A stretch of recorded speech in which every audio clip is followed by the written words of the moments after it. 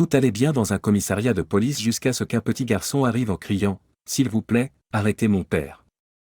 Ce que personne ne savait, c'était que le secret derrière cette phrase choquerait tout le monde jusqu'au fond de son être. Un mardi chaud matin, la tranquillité s'était installée dans le commissariat de police de la petite ville de Saint John. Les ventilateurs tournaient lentement, essayant d'atténuer la chaleur tandis que les policiers prenaient leur café et examinaient quelques rapports. C'était un matin typiquement calme pour la ville, mais le silence fut brisé lorsque les portes du commissariat de police s'ouvrirent en grand, et la silhouette d'un petit garçon aux cheveux foncés et aux yeux effrayés se détacha alors qu'il se précipitait dans le commissariat de police. Ses yeux gonflés de pleurs cherchaient la pièce comme s'il cherchait quelque chose ou quelqu'un. C'était Henri, un garçon de 6 ans, petit pour son âge et clairement terrifié. Sans hésitation, le petit garçon se dirigea vers le bureau d'accueil, ses petits pieds tapant contre le sol en céramique, ses petites mains agrippant fermement le comptoir alors qu'il essayait d'attirer l'attention de tout adulte pouvant l'aider. « S'il vous plaît, arrêtez mon père », sa voix tremblante et désespérée résonna dans la pièce, attirant l'attention de tous. Les policiers, initialement déconcertés, échangèrent des regards de perplexité. Certains posèrent leur tasse de café, d'autres mirent de côté leur papier. La déclaration avait provoqué un remous immédiat. Il regarda les policiers et répéta, sa voix emplie d'angoisse, « S'il vous plaît, arrêtez-le. Il ne peut pas rester libre. » L'officier Marie, une jeune policière au regard doux, arriva en courant. La femme, entendant les pleurs du garçon depuis son bureau, intervint avec un regard maternel sur le visage. Elle prit Henri dans ses bras et l'emmena sur un banc à proximité. « Calme-toi, calme-toi. Viens ici, assieds-toi. » L'officier se baissa à son niveau, essayant de lui transmettre un peu de réconfort. « Tout va bien maintenant, mon petit. Tu es en sécurité ici, dit-elle doucement, passant ses mains dans ses cheveux, essayant de le calmer. Le cœur de Henri battait vite, ses épaules tremblaient, et les larmes commençaient à couler sur son visage. La policière continua à lui parler. « Que s'est-il passé, chérie ? Pas besoin de pleurer, tu es en sécurité maintenant. Veux-tu me dire ce qui s'est passé ?» Ces paroles, bien que tendres, ne semblaient pas atteindre le petit garçon effrayé. Il se cramponnait au t-shirt de Marie, ses yeux toujours grands ouverts et larmoyants. Le hall du commissariat de police était désormais rempli d'un mélange de confusion et de préoccupation. Chaque policier échangeait des regards inquiets et murmurait « Qu'est-ce que le père de ce garçon a fait ?»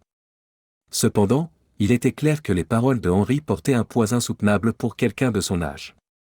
L'officier Marie, toujours à genoux à côté du garçon, essaya de demander une fois de plus « Allez, chérie », dit-elle, essayant de sécher les larmes sur son visage, « respire un bon coup. » Le sergent Paul, un grand homme aux cheveux gris et à la moustache soigneusement taillée, se leva de son bureau. Son regard était ferme mais portait aussi une touche d'inquiétude. Il s'approcha lentement d'eux, essayant de comprendre la situation. « Bonjour, jeune homme. Que fais-tu ici tout seul ? Pourquoi es-tu venu ici ?» La respiration du petit garçon était lourde, entrecoupée de sanglots qui témoignaient de son angoisse. Même entouré de protecteurs, il semblait se sentir vulnérable et effrayé. Peu à peu, d'autres policiers, curieux et inquiets, commencèrent à se rassembler autour du garçon, formant un demi-cercle. Le sergent, malgré sa posture imposante, montra une inquiétude sincère et demanda « Allez, mon pote, tu peux nous dire ce qui s'est passé, Henri ?» Il dit doucement « Mais j'ai besoin que tu essaies de nous dire avec plus de détails, d'accord ?» Henri accepta lentement, essayant toujours de retenir ses larmes.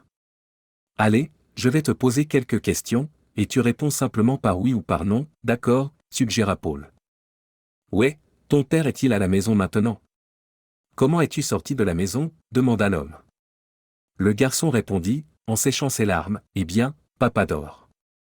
J'ai déverrouillé la porte et je suis venu ici en courant. » Le sergent et la policière se concentrèrent pour mieux comprendre le récit confus de Henri. La femme, avec son ton maternel, demanda, « Ton père est-il très agressif, Henri ? Te frappe-t-il » La réponse du petit garçon prit un certain temps, comme s'il réfléchissait à quoi dire. « Oui, il m'a frappé quelquefois, s'exclama-t-il, les yeux grands ouverts et la respiration rapide. La réaction des officiers fut presque instantanée, et elle ne fit qu'aggraver la tension. Ils demandèrent où habitait le garçon, et même s'ils ne connaissaient pas l'adresse, les indications qu'il donna furent suffisantes pour que les officiers sachent où c'était. Le garçon et son père n'habitaient pas trop loin, près des égouts, donc ce n'était pas difficile d'identifier la maison.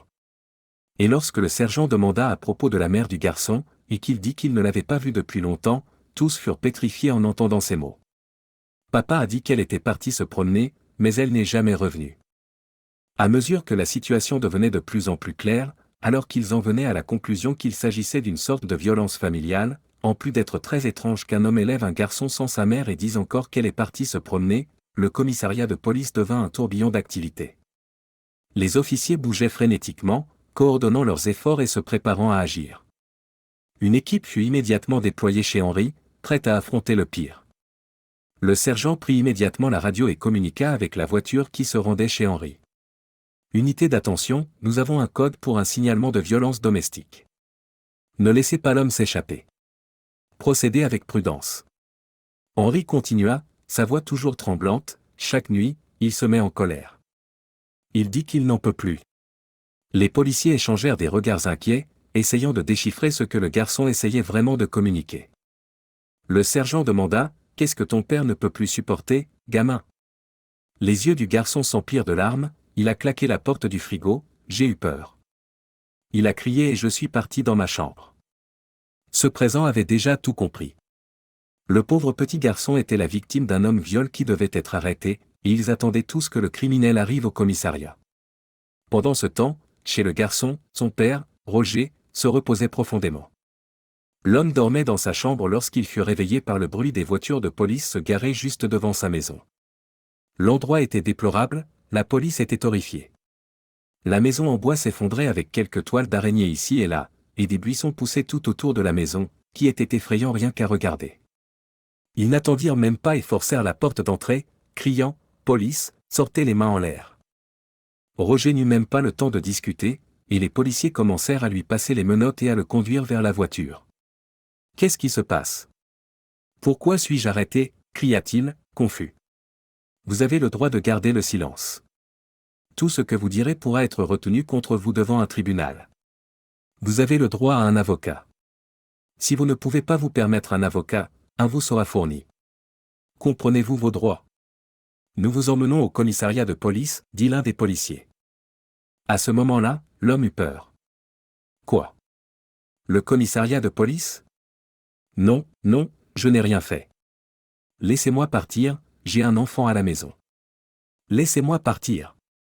Les agents le retinrent à nouveau et lui dirent brusquement, ton fils, Henri, est au commissariat de police.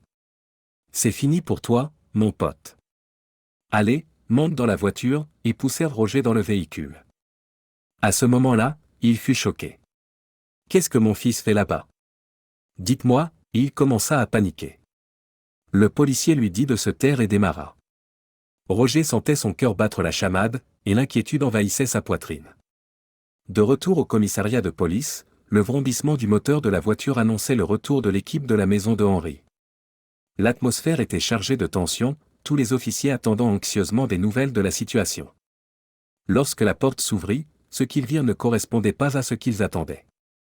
En fait, la figure débraillée d'un homme mince sortit de la voiture avec une peau pâle, des yeux profondément fatigués et des muscles presque atrophiés par son apparent état de malnutrition. Ses vêtements étaient usés et sales, révélant la dure réalité de la vie qu'il menait. L'image de l'homme contrastait brutalement avec l'allégation selon laquelle il aurait pu infliger des sévices physiques à son fils. Comment cet homme aurait-il pu avoir la force de frapper le garçon ? Se demandaient silencieusement les gens. Roger, toujours menotté, semblait confus et désespéré. Que se passe-t-il ? Pourquoi suis-je ici ? Demandait-il sans cesse, sa voix tremblant d'incertitude et de peur. Lorsque ses yeux rencontrèrent enfin ceux de Henri, une vague de soulagement et plus d'inquiétude l'envahit. Et le garçon, voyant son père dans cet état, n'hésita pas. Il fit quelque chose que personne là-bas n'attendait. Il courut à travers la pièce et se jeta dans les bras de son père. « Papa !» le garçon cria, les yeux mouillés. L'étreinte qui suivit fut pleine d'émotion, et les yeux de l'homme se remplirent également de larmes. La scène devant les officiers était déconcertante. « Je pensais qu'il maltraitait le garçon, » dit le sergent, s'approchant de l'officier Marie incrédule. Le père, essayant encore de comprendre la situation, demanda « Quelle maltraitance ? De quoi parlez-vous ? Pourquoi suis-je ici, menotté, et que fait mon fils dans ce commissariat de police ?» Tout le monde se regarda, cherchant des mots. C'est alors que la voix fine et innocente du petit garçon coupa le silence dans la pièce. C'est moi qui t'ai fait arrêter, papa, dit-il, regardant Roger plein d'espoir. Quoi? Tu m'as fait arrêter? Mais pourquoi? Que ai-je fait? Demanda l'homme, son cœur battant sans arrêt. La perplexité se lisait sur le visage de l'homme. Il regarda son fils, puis les policiers, essayant de faire le lien. Le commissariat de police, qui avait auparavant été rempli de tension et de confusion, était maintenant rempli de silence. Le père, toujours incapable de comprendre pourquoi il était menotté et pourquoi son fils avait fait ce qu'il avait fait, parla à nouveau, ses yeux gonflés d'inquiétude et de tristesse. Henri, fils, que veux-tu dire par « je t'ai fait arrêter » ? Pourquoi ferais-tu ça? Le petit garçon avala sa salive, se battant contre le nœud dans sa gorge.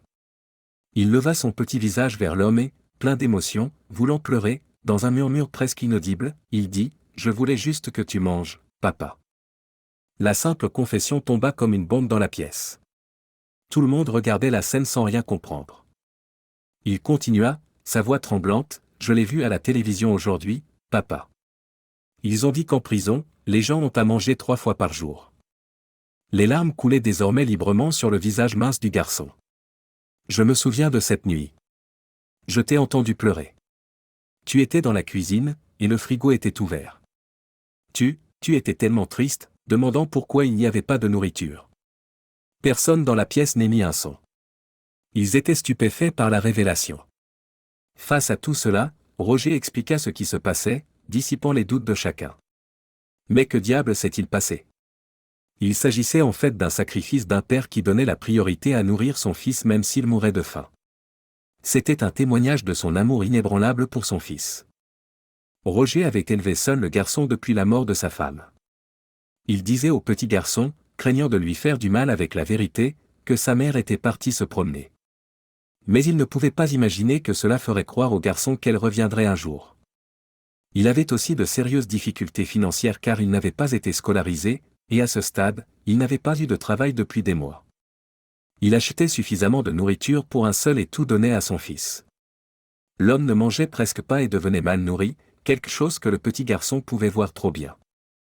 Mais il y avait des nuits après que Henri se soit couché où le désespoir frappait fort le pauvre père. Une de ces nuits, regardant le frigo vide, il laissa sa frustration éclater et frappa fort sur la porte du frigo, criant les mots « Pourquoi ? Pourquoi n'y a-t-il pas de nourriture ? Pourquoi ne pouvons-nous pas nous nourrir ?» Le petit était réveillé et vit la scène, ce qui lui fit peur et le fit retourner dans sa chambre. Mais il savait que son père mourait de faim, et bien qu'il fût très jeune, il ressentait la douleur de l'homme quand il n'y avait plus de nourriture. Ce jour-là, le petit garçon se leva et alla regarder son dessin animé à la télévision. Mais il y avait encore un journal local sur lequel les nouvelles sur la situation dans les prisons étaient diffusées. Le petit garçon n'absorba que l'information, les prisonniers reçoivent des repas 3 fois par jour, et c'est pourquoi il courut au commissariat de police pour faire arrêter l'homme. La naïveté de Henri, pensant que la solution à leur problème serait d'arrêter son père pour qu'il puisse avoir des repas réguliers, était déchirante. Les larmes coulant sur son visage mince, Roger prit son fils dans une étreinte étroite, le tenant doucement. « Oh, mon petit garçon, mon fils, je suis tellement désolé que tu aies dû passer par ça. » Le policier, dont beaucoup étaient des pères, sentait un nœud dans leur propre estomac. La situation devant eux était un rappel douloureux des difficultés auxquelles sont confrontées de nombreuses familles, surtout en période économique difficile. Et ce qui avait commencé comme une enquête sur des allégations de violence domestique était devenu un reflet cru de la réalité de nombreuses personnes vivant en marge de la société. Les deux furent bien sûr relâchés et retournèrent chez eux le cœur battant d'amour l'un pour l'autre. Mais le lendemain, ils furent tous les deux confrontés à une surprise qu'ils n'avaient jamais pensé recevoir.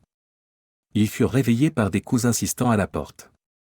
Quand ils ouvrirent, ils furent confrontés à une vue surprenante. Plusieurs membres de la communauté, accompagnés des policiers du commissariat de police, étaient là.